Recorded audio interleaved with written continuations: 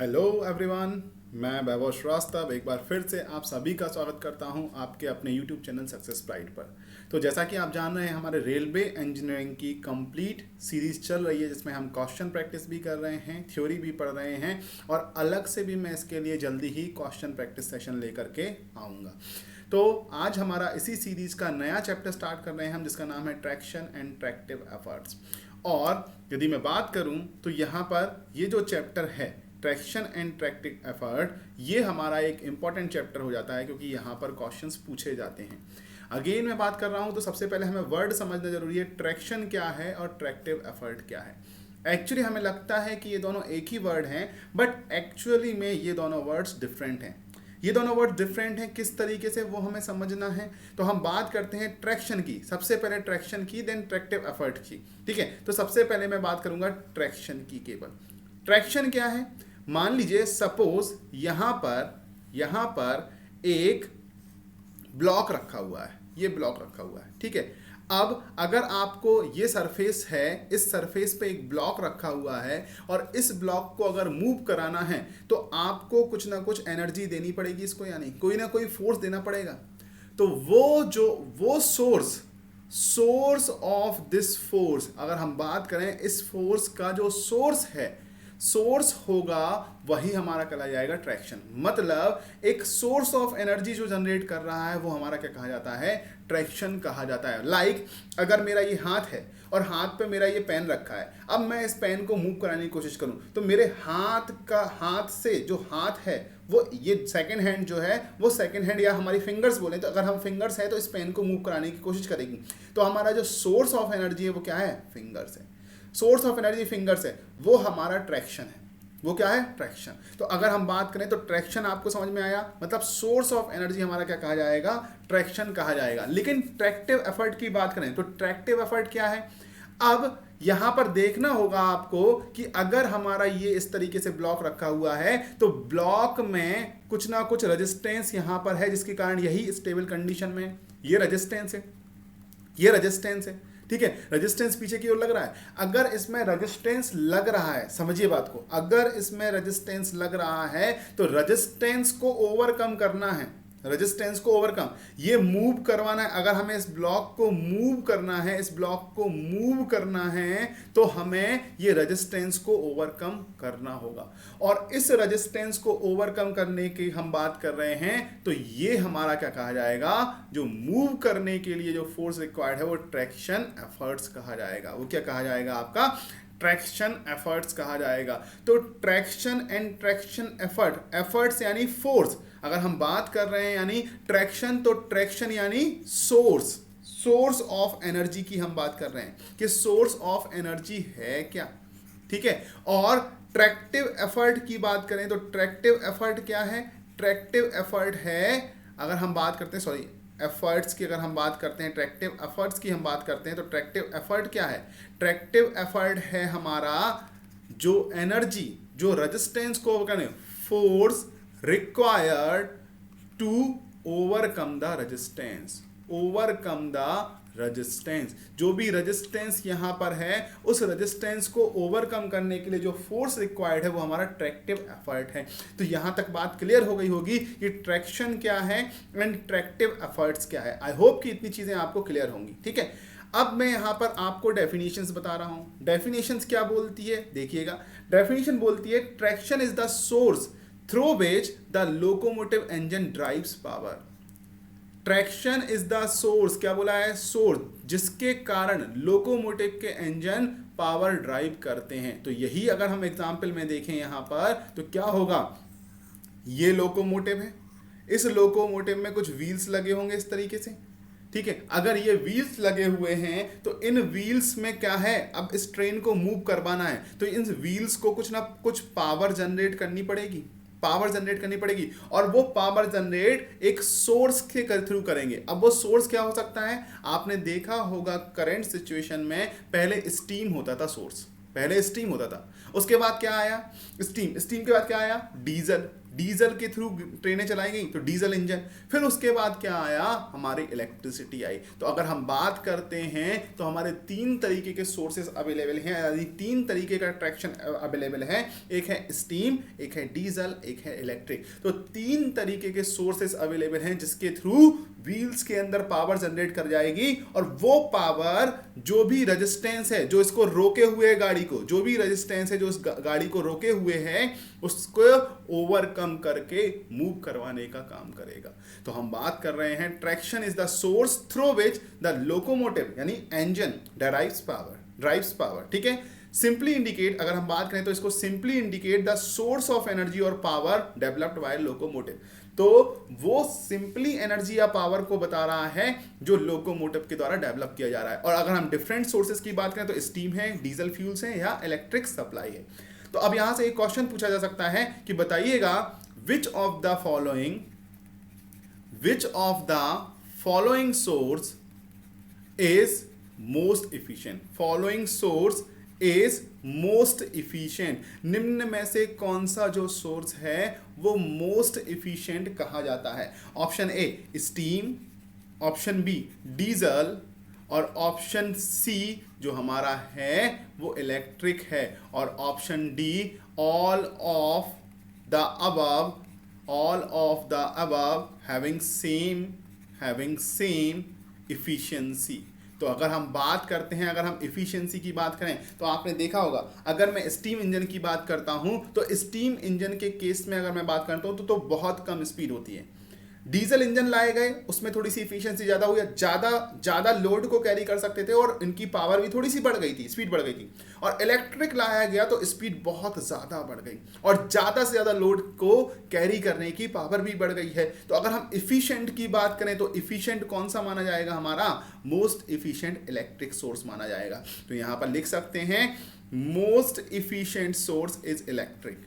Most efficient source जो है वो क्या है, तीनों में से इलेक्ट्रिक है। क्या है, इलेक्ट्रिक सप्लाई है। इलेक्ट्रिक सप्लाई के थ्रू हमारी ट्रेनें ज़्यादा स्पीड से और ज़्यादा लोड को लेते हुए भाग सकती हैं। तो हमें ये चीज़ ध्यान रखना है, यहाँ पर मोस्ट इफिशिएंट सोर्स हमारा इलेक्ट्रिक है। एक क्वेश्चन यहाँ पे आपका बन रहा है, ठीक है। दूसरा क्वेश्चन डेफिनेशन कि जो पावर सोर्स है उसको क्या बोलेंगे, ट्रैक्शन बोलेंगे या ट्रैक्टिव एफर्ट बोलेंगे या हॉलिंग कैपेसिटी बोलेंगे। तो जो सोर्स है उसको क्या बोलेंगे, एनर्जी का सोर्स है उसको क्या बोला जाएगा, उसको ट्रैक्शन बोला जाएगा। अब हम बात करते हैं आगे, थोड़ा सा और बढ़ते हैं हम। तो आगे हम बात करते हैं कि the force applied by the engine on driving wheel to overcome the different train resistance is known as tractive effort. क्या बोल दिया है इसने क्या बोल दिया साहब कि ये जो फोर्स, जो रेजिस्टेंस लगा रहा है, जो रेजिस्टेंस लग रहा है, इस रेजिस्टेंस को ओवरकम करने के लिए जो सोर्स द्वारा जो फोर्स अप्लाई किया जा रहा है, सोर्स द्वारा जो फोर्स दिया जा रहा है उसको हम क्या बोलेंगे, ट्रैक्टिव एफर्ट बोला जाएगा। ट्रैक्टिव एफर्ट, अब ध्यान रखिएगा, इसको ट्रैक्टिव एफर्ट बोला जाएगा, ठीक है। तो वही बोला गया है कि ये इंजन है और यहां पर ये रेजिस्टेंस लग रहा था और रेजिस्टेंस को ओवरकम करने के लिए एक फोर्स लगाया, उसको क्या बोला गया, ट्रैक्टिव एफर्ट बोला गया।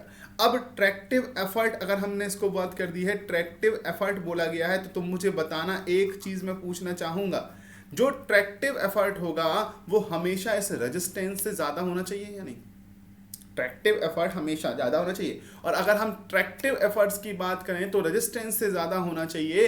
तो क्या हम बोल रहे हैं, रेजिस्टेंस कौन कौन सा हो सकता है? रेजिस्टेंस हो सकता है resistance between wheels and rail और व्हील के बीच में फ्रिक्शन रेजिस्टेंस कौन सा, विंड रेजिस्टेंस। जब आगे की साइड बढ़ रही है ट्रेन तो सामने से विंड आ रही है, तो विंड क्या करेगी, इसकी स्पीड को कम करेगी, तो विंड रेजिस्टेंस भी हो सकता है। अगर हम बात करते हैं रेजिस्टेंस ड्यू टू ग्रेडियंट, क्या ग्रेडियंट के कारण रेजिस्टेंस हो सकता है? मतलब इस तरीके से ऊपर जा रही है ट्रेन तो ट्रेन की स्पीड अपने आप कम हो जाएगी या नहीं? तो डिफरेंट तरीके के रेजिस्टेंस मिलने वाले हैं और उन रेजिस्टेंस को हम डिटेल में पढ़ेंगे अपने आगे वाले पोर्शंस में, ठीक है। तो हम धीरे धीरे आगे की ओर बढ़ रहे हैं और किस तरीके से पढ़ेंगे वो सारी चीजें बता रहा हूं। तो ये रेजिस्टेंस जो है वो डिफरेंट तरीके के रेजिस्टेंस हैं, उन सारे रेजिस्टेंस को मिलाकर ओवरकम करने के लिए जो फोर्स लगाया गया है उसको क्या बोला गया है, ट्रैक्टिव एफर्ट। और इस फोर्स को जनरेट करने वाला जो सोर्स है उसका नाम क्या है, ट्रैक्शन।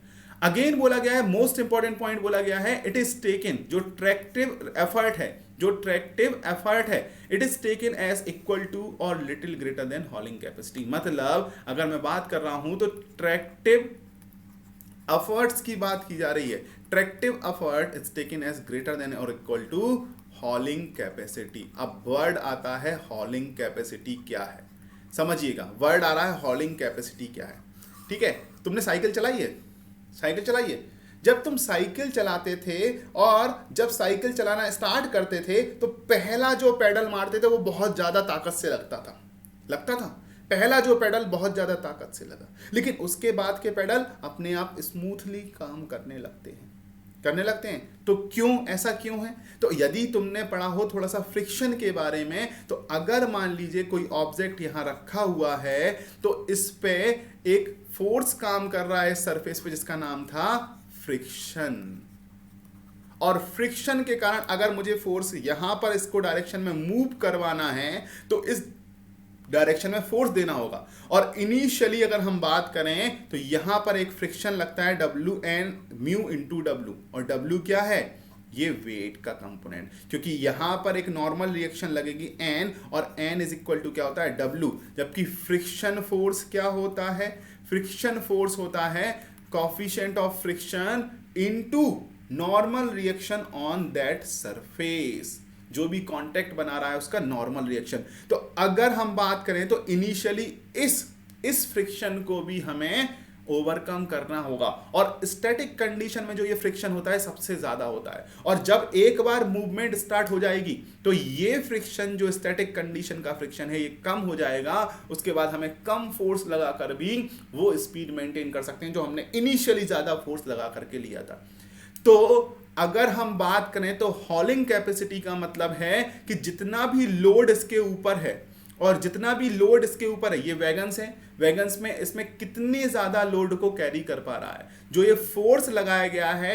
अगर मैं बात करूं एक इंजन की, ठीक है, एक इंजन की बात करता हूं, और अगर एक इंजन की बात करता हूं तो एक इंजन किसी कांस्टेंट सोर्स के कारण, जो ये सोर्स है, इस कांस्टेंट सोर्स के कारण एक स्पेसिफिक पावर ही जनरेट करेगा, और उस स्पेसिफिक पावर की अगर हम बात करते हैं तो यहां पर बैठे हैं पैसेंजर आपके, तो कितना ज्यादा लोड ये कैरी कर पा रहा है, कितना ज्यादा, कितना मैक्सिमम इस पावर के अंडर जो जनरेट कर रहा है उसके अंडर कितना ज्यादा लोड यहां पर कैरी कर पा रहा है, वही उसकी हॉलिंग कैपेसिटी। या दूसरे वर्ड में समझो, तुमने लिया एक ठेला, ठीक है, हाथ ठेले की बात कर रहे हैं, हाथ ठेले, ठीक है, ये हाथ ठेला तुमने एक लिया हुआ है। अगर तुमने ये हाथ ठेला इस तरीके से लिया हुआ है तो इस हाथ ठेले की अगर मैं बात करता हूं, इस हाथ ठेले पे एक बार में कितना मटेरियल तुम ले जा सकते हो, इस हाथ ठेले पे एक बार में तुम कितना मटेरियल ले जा सकते हो, वही उसको खींचना पड़ेगा या नहीं,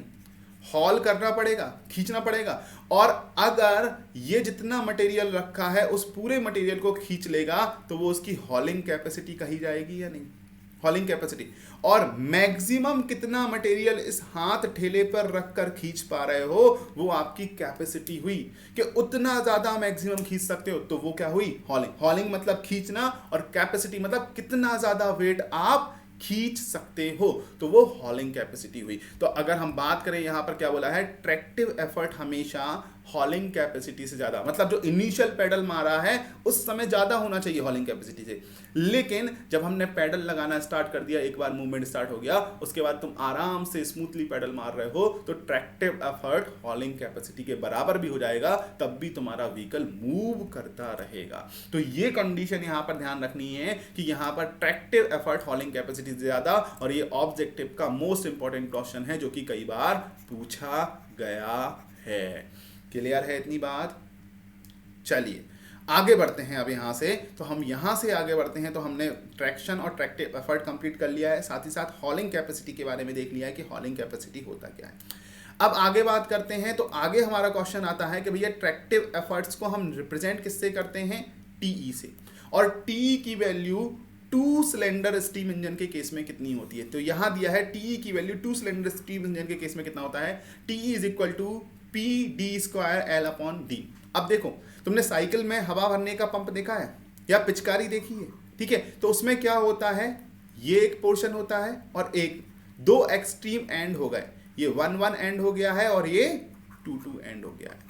अब तुम क्या करते थे, पहली बार में इस पिस्टन को ऊपर लेकर के आए, पहली बार में क्या किया, इस पिस्टन को यहां से खींचा और ऊपर लेकर के आए, ठीक है। तो ये पिस्टन कितना लेंथ चला, टोटल L लेंथ चला, जितनी पिस्टन की लेंथ है वही L लेंथ चला, लेंथ ऑफ वन स्ट्रोक, ये एक हुआ, ठीक है। और इतना ही तुमने यहां पर आए और जब इतना ही पूरा वापस चले गए, ये किया और इस तरीके से वापस आए, ये पीछे गए और इस तरीके से आगे आए, तो एक स्ट्रोक कंप्लीट होता है, ठीक है। अगर हम बात करें तो एक साइकिल, सॉरी स्ट्रोक नहीं साइकिल कंप्लीट होती है। तो एक साइकिल कंप्लीट में कितने चले, L और फिर L, 2L चल दिए या नहीं, मतलब L तुम यहां से स्टार्ट होके L यहां गए और फिर यहां से यहां L आए, तो तब जाकर के तुम्हारी एक साइकिल कंप्लीट हुई। तो कितना चल दिए हो तुम एक बार में, 2L। और 2 सिलेंडर हैं, तो ध्यान रखिएगा ये जो फॉर्मूला है केवल स्टीम इंजन के केस में वैलिड है। किसके, स्टीम इंजन, और वो भी कौन सा, 2 सिलेंडर स्टीम इंजन के केस में, 2 सिलेंडर स्टीम इंजन के केस में, ठीक है। तो हम tractive effort is equal to T is equal to P D square L upon D. अब देखो L तो है स्ट्रोक की लेंथ, ये तो तुम्हें समझ में आ गया, लेकिन D क्या है, स्मॉल d जो है वो पिस्टन का डायामीटर है, और जो P है, जो ये स्मॉल p है, ये क्या है, जो 1-1 एंड, अगर हम बात करें स्मॉल p क्या है, 1-1 एंड 2-2 एंड के बीच में प्रेशर डिफरेंस है, प्रेशर डिफरेंस। क्योंकि जैसे ही आप इस जैसे आपने इंजेक्शन लिया, ठीक है, इंजेक्शन को जैसे ही आपने खींचा उसमें एयर आ गई, तो कुछ ना कुछ प्रेशर डिफरेंस हो गया दोनों एंड के बीच में, और जब आपने इसको प्रेशर के बाहर किया इस एयर को, तो फिर से दोनों के बीच में प्रेशर डिफरेंस हो गया या नहीं। तो ये वो प्रेशर डिफरेंस है तो जो एक्सट्रीम एंड ऑफ इंजन के बीच में हो रहा, मतलब 1-1 एंड और 2-2 एंड के बीच में जो प्रेशर डिफरेंस आ रहा है उसको हमने पीछे शो किया।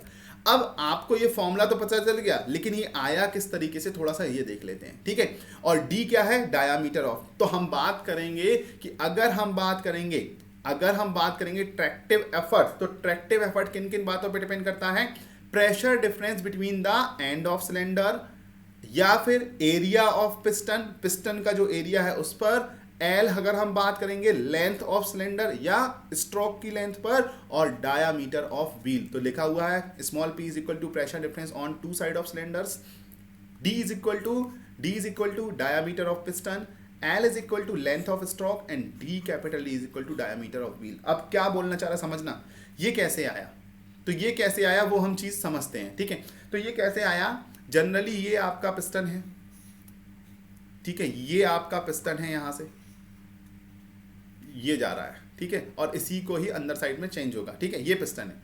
अगर मैं बात कर रहा हूं यहां लेंथ ऑफ स्ट्रोक L है और ये D है, तो देखो अगर L लेंथ आया, ये L लेंथ आया, ये L लेंथ यहां पर आ गया, जैसे ये L लेंथ चल करके यहां आ गया है, उस समय व्हील अगर मान लीजिए ये पॉइंट था, तो व्हील का ये पॉइंट चल करके आधी डिस्टेंस कवर करके यहां पर आ जाएगा, आधी डिस्टेंस कवर करके यहां पर आ जाएगा। और जैसे ही ये पिस्टन फिर से अंदर गया, L लेंथ चल करके फिर से अंदर गया, और उस कंडीशन में फिर से ये पॉइंट घूम करके कहां आ जाएगा, टॉप पर आ जाएगा। तो बताइए एक साइकिल चलने में कितना लेंथ कवर किया पिस्टन ने, 2L। एक व्हील को एक बार घुमाने में कितना, एक बार पावर जनरेट करने में कितना, 2L डिस्टेंस किया। अगर 2L डिस्टेंस से ये डिवाइड हो रहा है, ध्यान रखिए 2L डिस्टेंस से, तो क्या वर्क डन बाय पिस्टन के द्वारा कितना काम किया जा रहा है, वो कन्वर्ट किस में हो रहा है, वर्क डन बाय व्हील। जितना भी पिस्टन के द्वारा काम किया जा रहा है, क्या वो सारा का सारा काम व्हील के द्वारा किए गए काम के बराबर हो रहा है या नहीं। मतलब वर्क डायरेक्टली पिस्टन के द्वारा किया गया काम किस में कन्वर्ट हो रहा है, व्हील के द्वारा किए गए काम में कन्वर्ट हो रहा है। तो हमें ये चीज यहां पर क्लियर हुई या नहीं। तो इसी प्रिंसिपल को लेते हुए लिखाया है कि वर्क डन बाय पिस्टन, और कितने हमारे पिस्टन हैं, 2 स्टीम इंजन है, 2 स्टीम पिस्टन है। कितना था यहां पर देखिएगा क्या लिखा है, 2 सिलेंडर स्टीम इंजन, ठीक है। तो 2 सिलेंडर है, सॉरी 2 सिलेंडर स्टीम इंजन है, 2 सिलेंडर है, 2 सिलेंडर स्टीम इंजन है। अगर 2 सिलेंडर स्टीम इंजन है तो उनके द्वारा किया गया काम is equal to work done by किसके द्वारा, व्हील, व्हील के द्वारा वर्क डन किया जा रहा है। तो यहां पर मुझे एक काम और बता दो, क्या work done is equal to, work done is equal to क्या होता है, W is equal to force into displacement होता है या नहीं, फोर्स इनटू डिस्प्लेसमेंट। और अगर हमने फोर्स की बात की तो फोर्स हमें प्रेशर के फॉर्म में, प्रेशर इनटू एरिया के फॉर्म में लिख सकते हैं या नहीं, और इनटू डिस्प्लेसमेंट लिखा जा सकता है या नहीं। तो अगर पिस्टन में देखें तो ये हमारा 1-1 एंड है और ये हमारा 2-2 एंड है। तो 1-1 और 2-2 के एंड के बीच में जो प्रेशर डिफरेंस है वो कितना है, वो P है या नहीं। तो यहां पर क्या लिख सकते हैं, pressure difference between end of cylinder into cross section area of piston और इनटू डिस्प्लेसमेंट। ये किसके द्वारा हो गया है, ये किसके द्वारा हो गया है, एक सिलेंडर के द्वारा। तो नंबर ऑफ सिलेंडर से यदि मैं मल्टीप्लाइड कर दूं तो क्या ये 2 सिलेंडर के द्वारा किया गया काम हो गया है एक साइकिल कंप्लीट करने में, एक साइकिल कंप्लीट में 2 सिलेंडर के द्वारा। और वर्क डन बाय व्हील कितना हो गया है, वर्क डन बाय व्हील अगर हम बात करें तो ट्रैक्टिव एफर्ट, जो भी ट्रैक्टिव एफर्ट लगाया है, ट्रैक्टिव एफर्ट इनटू अगर मैं बात करता हूं सरकमफेरेंस डिस्टेंस, या फिर हम बात करें डिस्प्लेसमेंट, और डिस्प्लेसमेंट यहां पर कितना हुआ 2πr। अगर हम देखें तो ये पार्टिकल कितना घूमा, इस पार्टिकल का ही डिस्प्लेसमेंट हुआ और पार्टिकल का डिस्प्लेसमेंट या कितना हुआ 2πr। अगर मैं इसका डायमीटर कैपिटल D बोल दूं तो क्या πd हुआ या नहीं, πd। तो अगर हम बात करते हैं यहां पर नंबर ऑफ सिलेंडर कितने हैं, 2 हैं। Pressure difference between the cylinder कितना है, डेल्टा P बोल देता हूं या P बोल देता हूं, into cross section area of piston, क्या πd² 4 बोल सकता हूं या नहीं, πd² 4 बोल सकता हूं क्रॉस सेक्शन एरिया, ठीक है। इनटू डिस्प्लेसमेंट कितना हुआ 2L का, डिस्प्लेसमेंट कितना हुआ 2L, एक बार L और एक बार 2L। तो एक साइकिल कंप्लीट करने में एक सिलेंडर का 2L, 2 सिलेंडर का 4L। Tractive effort TE into displacement, displacement कितना पाई इनटू कैपिटल D, क्योंकि कैपिटल D डायामीटर किसका है, हमारे व्हील का। तो यहां से अगर मैं निकालना चाहूं तो ये 4 से 4 कैंसिल आउट हो जाएगा, ये 4 से ये 4 कैंसिल आउट हो जाएगा, बचेगा क्या TE इज इक्वल टू पाई से पाई भी कैंसिल आउट कर दीजिए, क्या बचेगा delta P d² L upon capital D। ये ट्रैक्टिव एफर्ट का फॉर्मूला आ गया है जो कि आपने यहां पर पढ़ा हुआ था, PD² L upon capital D, यहां पर सारे फॉर्मूले, ठीक है। लेकिन अगर मान लीजिए if single cylinder is used, अगर सिंगल सिलेंडर इज यूज्ड किया जा रहा है, तो अगर हम बात करेंगे सिंगल सिलेंडर यूज किया जा रहा है तो हम बात करेंगे क्या होगा। अगर हम सिंगल सिलेंडर यूज करेंगे तो यहां पर जो 2 है ये 2 कैंसिल आउट नहीं होगा, कितना बचेगा यहां पर 2 बचेगा, और जब यहां पर 2 बचेगा तो अपॉन में 2D आ जाएगा या नहीं, 2D आ जाएगा। तो अगर हम लिखना चाहें तो फॉर्मूला क्या हो जाएगा, TE is equal to delta PD² L upon 2D, ठीक है। अब अगर if n number of cylinder are used, n number of cylinder are used, अगर n नंबर ऑफ सिलेंडर को यूज किया गया तो क्या होगा, जो हमने ये 2 नंबर ऑफ सिलेंडर यहां पर मेंशन किया है इसको क्या कर देंगे n number of cylinder mention कर देंगे। तो n नंबर ऑफ सिलेंडर कितना हो जाएगा, TE is equal to n delta P d² L upon 2D। तो ये n नंबर ऑफ सिलेंडर, जितने भी नंबर ऑफ सिलेंडर पूछे जाएं n की वैल्यू रखिएगा, उसमें आपका आंसर निकल आएगा। तो एक जनरल फॉर्मूला यहाँ पर हमने निकाल लिया है। क्लियर हुई बात है सभी को, आई होप कि इतनी चीज़ें क्लियर होगी। तो अब ट्रैक्शन एफर्ट्स का जो फॉर्मूला है T is equal to PD² L upon 3। Again अगर मैं बात करूँ तो ट्रैक्शन एफर्ट किन किन बातों पर डिपेंड कर रहा है, तो हम लिखेंगे TE डिपेंड्स ऑन किन किन बातों पर, पहला pressure difference between the end of cylinder, दूसरा D यानी डाया ऑफ पिस्टन या cross section area of piston, cross section area of piston इस पे डिपेंड कर रहा है। अगर हम तीसरा बात करते हैं तो क्या, लेंथ ऑफ स्ट्रोक, लेंथ क्या है स्ट्रोक का उस पर डिपेंड कर रहा है, और चौथा डिपेंड कर रहा है डाया ऑफ व्हील या साइज ऑफ व्हील, इस पे डिपेंड कर रहा है। तो ये 4 पैरामीटर पे डिपेंड कर रहा है, हमें ये ध्यान रखनी है, ठीक है। अगेन अगर मैं ये तो स्टीम इंजन के लिए कैलकुलेट किया है, ये सारी चीजें किसके लिए कैलकुलेट की हैं, स्टीम इंजन के लिए। अगर मैं यही चीज इलेक्ट्रिक इंजन के लिए या डीजल इंजन के लिए कैलकुलेट करना चाहूँ तो डायरेक्टली फॉर्मूला है, इसको ध्यान रखिएगा। अब इसको हम डिजाइन नहीं करेंगे, इसको डेराइव नहीं करेंगे, क्यों?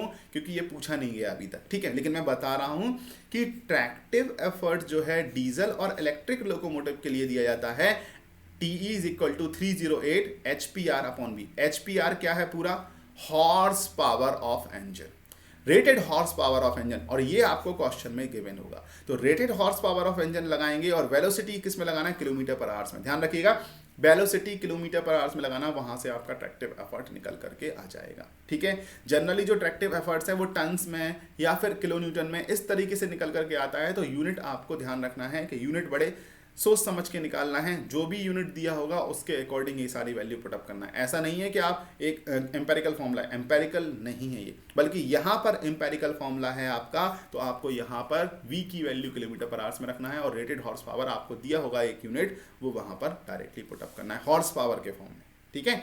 तो यहाँ पर ये ट्रैक्टिव एफर्ट किसके लिए हो गया? Diesel and electric. ये अभी तक पूछा नहीं गया है, फिर भी आप थोड़ा सा ध्यान रखिएगा। तो यहाँ पर ट्रैक्टिव एफर्ट आपने निकाला, तो अब मैं आपसे क्या 2 क्वेश्चन पूछ सकता हूं?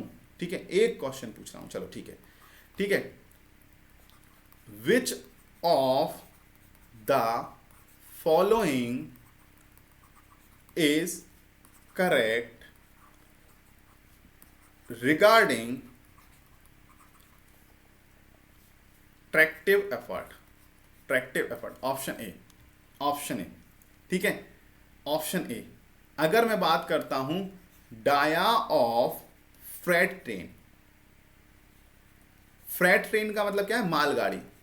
Dia of freight train is greater than dia of passenger train, ठीक है। Dia of freight train is equal greater than dia of passenger train, ठीक है। दूसरा, dia of freight train is less than dia of passenger train.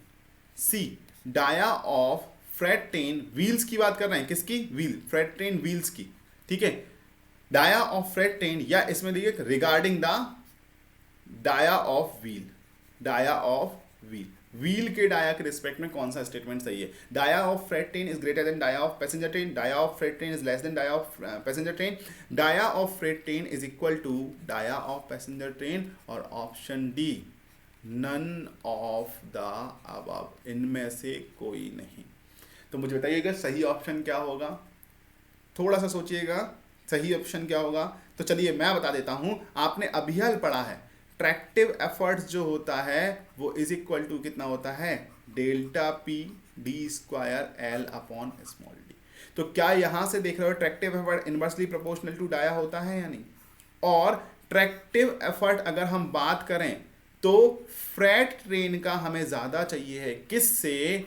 Passenger train से, क्योंकि freight train जो होता है ज्यादा गुड्स कैरी करता है, यानी गुड्स ट्रेन जो होता है वो ज्यादा चीजें कैरी कर रहा होता है, तो उसमें ज्यादा लोड को खींचना होता है, और जब ज्यादा लोड को खींचना पड़ता है तो उसका ट्रैक्टिव एफर्ट ज्यादा होगा, और ट्रैक्टिव एफर्ट ज्यादा होगा तो डाया ऑफ फ्रेट ट्रेन क्या हो जाएगा? डाया ऑफ फ्रेट ट्रेन क्या हो जाएगा? डाया ऑफ पैसेंजर ट्रेन से कम हो जाएगा। तो यहां पर हमारा कौन सा ऑप्शन चाहिए हो जाता है? Option number B. तो ये चीज कहां से रिलेटेड है? ये चीज हमारी रिलेटेड है ट्रैक्शन एफर्ट से। ट्रैक्शन एफर्ट से ये चीज हमारी लिमिटेड होने वाली है। अब एक क्वेश्चन आपको यहां से ये मिल गया है कि डाया की रिलेशनशिप कैसे निकालना है। पहले उनका ट्रैक्शन इफेक्ट देखिएगा, फिर उसके बाद डाया का रिलेशनशिप आप निकाल करके बता पाएंगे। नेक्स्ट अगर मैं बात करता हूं, यहां पर एक और रिलेशनशिप है, TE inversely proportional to velocity.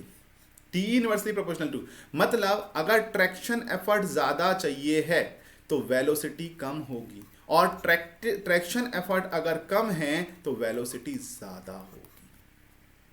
बात समझ में आई? नहीं आई? तुमने देखा होगा मालगाड़ी वगैरह कम स्पीड से चलती हैं, क्योंकि उनमें ट्रैक्टिंग एफर्ट क्या होता है? ट्रैक्शन एफर्ट्स क्या होता है? ज्यादा चाहिए पड़ता है। ट्रैक्शन एफर्ट्स क्या चाहिए? ज्यादा पड़ता है। जबकि पैसेंजर ट्रेन ज्यादा स्पीड चलती है, क्योंकि उनमें ट्रैक्शन एफर्ट्स क्या चाहिए? कम पड़ता है। और ध्यान रखना, जितनी ज्यादा स्पीड बढ़ाते जाओगे, जितनी ज़्यादा स्पीड बढ़ाते जाओगे उतना ज़्यादा ट्रैक्शन एफर्ट्स कम होता जाएगा। तो तुमने देखा होगा जब ट्रेन बहुत स्पीड से चलती है तो तुम्हें ऐसा लगता है बिल्कुल स्मूथली हवा में उड़ रहे हो, या तुमने कभी गाड़ी चलाई हो और गाड़ी तुम तेज स्पीड में चला रहे हो, फोर व्हीलर अगर तुम तेज स्पीड पे चला रहे हो, हाईवे पर चला रहे हो, बहुत तेज स्पीड में चला रहे हो, तुम्हें लग रहा होता है कि गाड़ी हवा से बातें कर रही है, जमीन से थोड़ा सा उठ के चल रही है, और आपको जो वहां पर एक्सीलरेटर देना पड़ता है वो बहुत ही कम वहां पर देना पड़ता है, तो ट्रैक्टिंग एफर्ट्स कम हो जाता है। तो ध्यान रखिएगा जितना ज्यादा स्पीड होगी ट्रैक्शन एफर्ट्स उतना ही कम होता जाएगा। वो रिलेशनशिप हम यहां से निकाल रहे हैं। आई होप चीज़ें क्लियर हो रही होंगी, और यदि क्लियर नहीं हो रही हैं कमेंट सेक्शन में मुझे बताइएगा, मैं उनको और भी क्लियर करने की कोशिश करूंगा। ठीक है, अब लास्ट टर्म जो है यहाँ पर है हॉलिंग कैपेसिटी। हॉलिंग कैपेसिटी होता क्या है, जैसा कि हमने डिस्कस किया हुआ था कि मैक्सिमम कितना लोड हम खींच पा रहे हैं, मैक्सिमम कितना लोड खींच पा रहे हैं, किसके अगेंस्ट, रेजिस्टेंस या फ्रिक्शन फोर्स के अगेंस्ट। तो यहां पर अगर मैं बात कर रहा हूं, यहां पर जो मालगाड़ी है या हमारी वैगन्स हैं, तो वैगन्स में यहां पर व्हील्स हैं, और व्हील्स और रेल्स के बीच में क्या है, फ्रिक्शन है। तो फ्रिक्शन को ओवरकम करते हुए हमें इसको मूव करवाना है, कितने फोर्स से, एफ फोर्स से। और यदि जो एफ फोर्स हम निकालें जो फ्रिक्शन को ओवरकम करने के काम कर रहा है, वही हमारा हॉलिंग कैपेसिटी कहा जाएगा। तो डेफिनेशन पढ़ते हैं, this can be defined as the maximum friction force that can be generated between the rail surface and wheels. क्या बोला गया है, this can be defined as the maximum friction force that can be generated between rail surface and wheels, and this friction allows the engine to pull the train in forward direction. और यही frictions जो है, जो हम frictions है या हम बोल रहे हैं जो फ्रिक्शन को ओवरकम करने की बात कर रहे हैं, जो फोर्स है वो फोर्स अलाउ कर रहा है इंजन को आगे की डायरेक्शन में खींचने के लिए। तो this can be defined as the maximum friction force. Maximum friction force क्यों बोला गया है, क्योंकि इनिशियली यहां पर जितना मैक्सिमम फोर्स होगा उसी मैक्सिमम फ्रिक्शन फोर्स के बराबर हमें यहां पर लोड लगाना पड़ेगा इसको मूव करने के लिए। यदि मैं बोल रहा हूं इसको रोकने के लिए, एक तुम यहां पर रस्सी लिए हो, ठीक है, ये रस्सी में यहां पर तुमने एक बीच में बांध दिया है, एक तुमने रिंग बांध दिया है, ठीक है। यदि तुम टग ऑफ वार खेल रहे हो, 4 लोग यहां खड़े हैं और 4 लोग यहां खड़े हैं, टग ऑफ वार खेल रहे हो, ठीक है, रस्सी खींच रहे हो, ठीक है, और ये एक रिंग है। तो अगर हम बात कर रहे हैं यहां से अगर 4 किलो न्यूटन लग रहा है तो इसको इक्विलिब्रियम में रखने के लिए 4 किलो न्यूटन लगाना पड़ेगा या नहीं।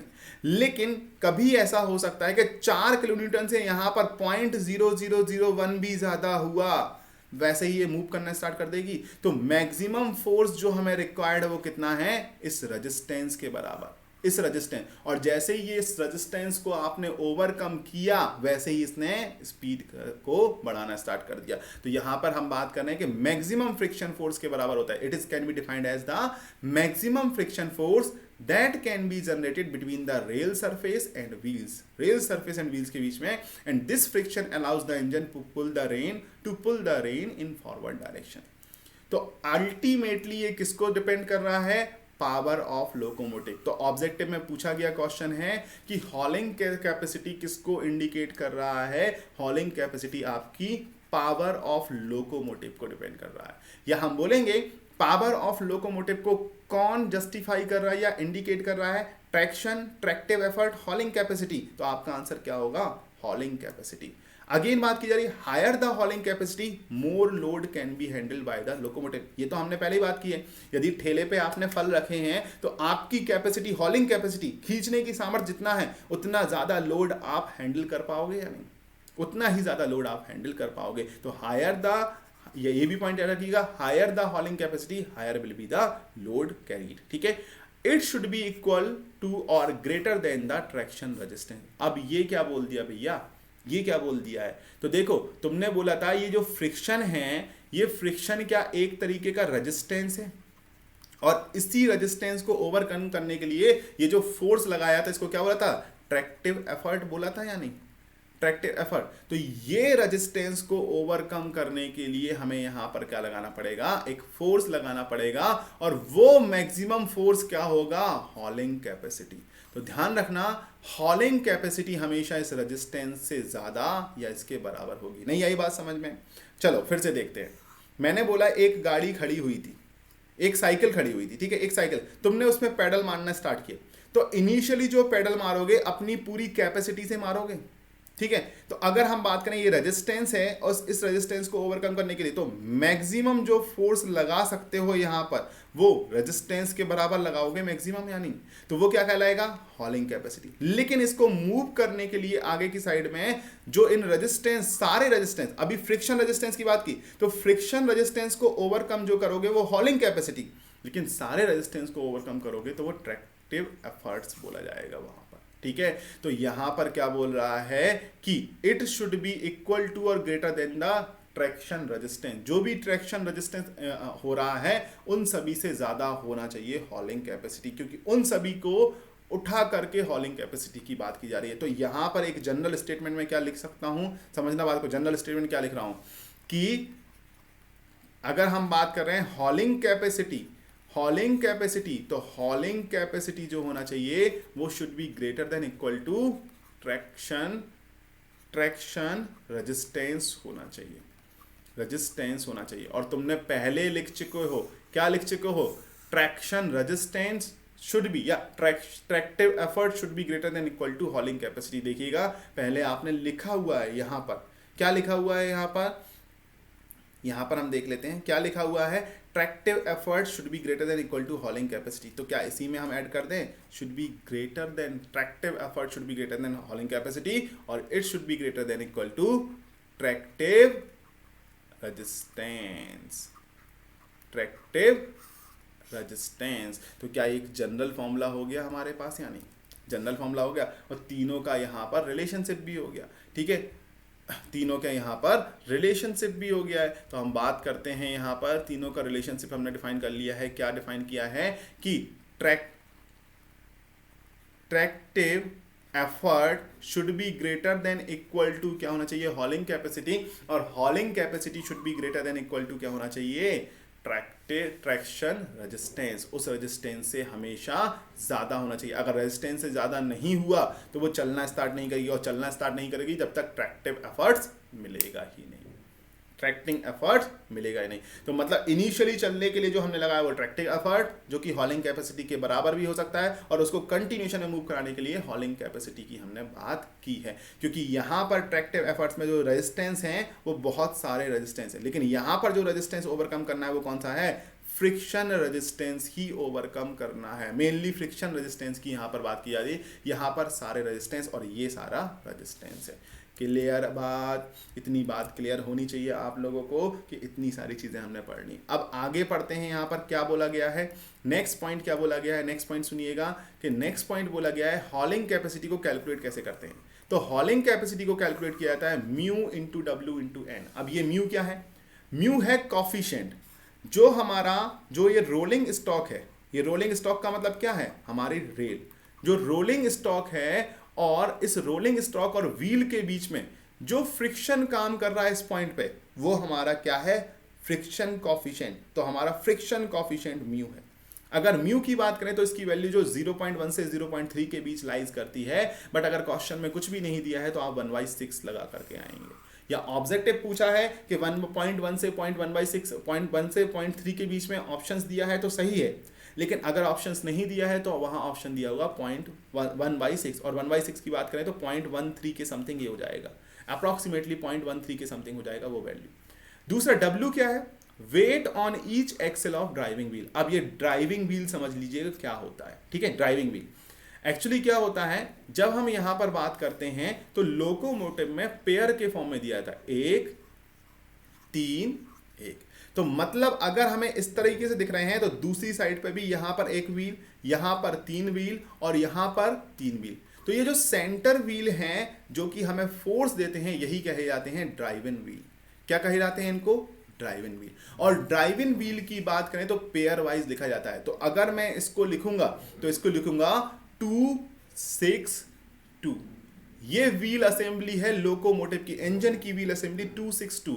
लेकिन अगर हम पेयर ऑफ ड्राइविंग व्हील की बात करें, पेयर ऑफ ड्राइविंग व्हील की बात करते हैं तो पेयर ऑफ ड्राइविंग व्हील कितने हो जाएंगे, 3। टोटल 6 हैं, बट पेयर की बात करें मतलब पेयर 2 लोगों का बनेगा और 2 व्हील्स का एक एक एक्सेल की बात करें नंबर ऑफ एक्सेल तो कितना हो जाएंगे 3। तो यहां पर जो ऑब्जेक्टिव में दिया है W is equal to weight on each axle of driving wheel. Driving wheel के हर एक एक्सेल, ड्राइविंग व्हील के हर एक एक्सेल पे कितना वेट है तो वो हमें बताया गया है W है। एन क्या है, number of pairs of driving wheel. तो यहां पर यदि मैं बात करूं तो एन की वैल्यू कितनी हो जाएगी 3 हो जाएगी।